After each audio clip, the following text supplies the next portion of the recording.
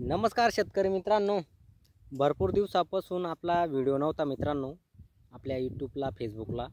तर मित्रांनो, आज आपण चर्चा करणार आहे आले बाजार भाव मध्ये थोडी सुधारणा झालेली आहे याच्याबद्दल चर्चा करणार आहे. आणि आज आले बाजार भाव काय चालू आहे याच्यावर आपण चर्चा करणार आहे. मित्रांनो, 10-12 दिवस झाले आपला व्हिडिओ येईल नव्हता आणि विशेष कारण म्हणजे तुम्हाला सांगतो मित्रांनो, एवढं कामाची फजिती झाली.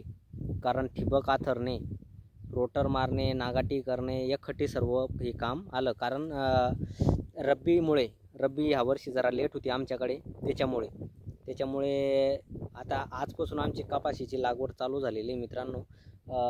याच्यावर ठिबकवर आमच्याकडे पाऊस नाही आहे मित्रांनो. कारण सांगतो तुम्हाला, फक्त 2 भुंगार फटकारे आले होते आमच्याकडे पाऊस नाहीचे. पूर्ण महाराष्ट्रामध्ये नदी नाले ओढे वाहू राहिले, पण आमच्याकडे पाण्याचा पत्ता नाही मित्रांनो. आले बाजार भावाचा विषय जर चर्चा जर केली तर मागच्या 15 दिवसापासून पूर्ण महाराष्ट्रामध्ये पाऊस चालू आहे.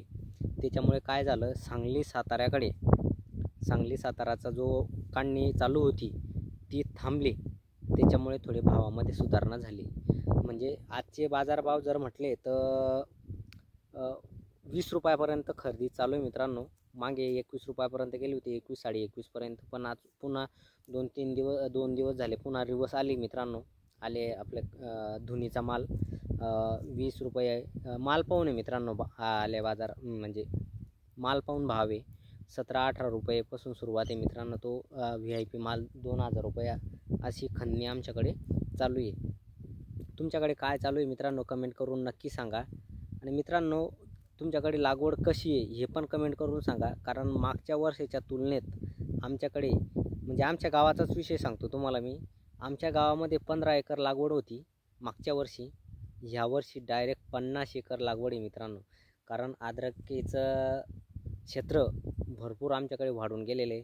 आणि भरपूर लोक अजून पण लोक मला विचारतायत, दादा मग आम्हाला बेणं पाहिजे. आजसुद्धा धुळे जिल्ह्यातून कापडणे गावाचं शेतकरी आहे चांगले, त्यांचा फोन आला होता, मला 10 क्विंटल बेणं पाहिजे म्हणून.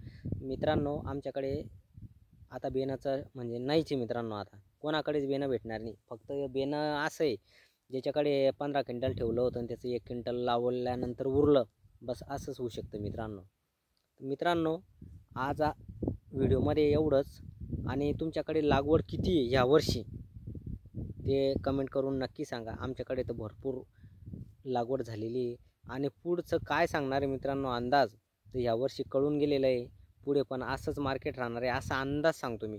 तसं काही नाही राहत, पण एक अंदाज सांगतो. कारण एखाद्या वर्षी मागच्या वर्षी लागवड जास्त होती, त्याच्यामुळे भाव जागेवर म्हणजे 3000-3500च्या वरती भाव गेला नाही. आता नंतर डायरेक्ट 1400-1500 वर भाव आलेला होता मित्रांनो. तुमच्याकडे आले लागवड झाली का नाही झाली कमेंट करून नक्की सांगा. आणि संभाजीनगरकडचे काही शेतकरी डायरेक्ट एवढे परेशान झालेले, तर दादा आमच्याकडे डायरेक्ट बेड पाडायला वापच नाही म्हणे. आमच्याजवळ पाणी बी आहे समजाय, पण 15 दिवसापासून एवढा पाणी चालू आहे, तर आम्हाला बेड पाडायला सुद्धा सवड नाही आहे. त्याच्यामुळे आमचं आले 10-15 दिवस लेट झालं मित्रांनो. आपले 24 तारखेची लागवड झालेली आहे. आपले ह्या वर्षी पण 2 प्लॉट होते, 2 प्लॉट आहे. मागच्या वर्षी बी 2 प्लॉट होते 30-30 गुंठ्याचे.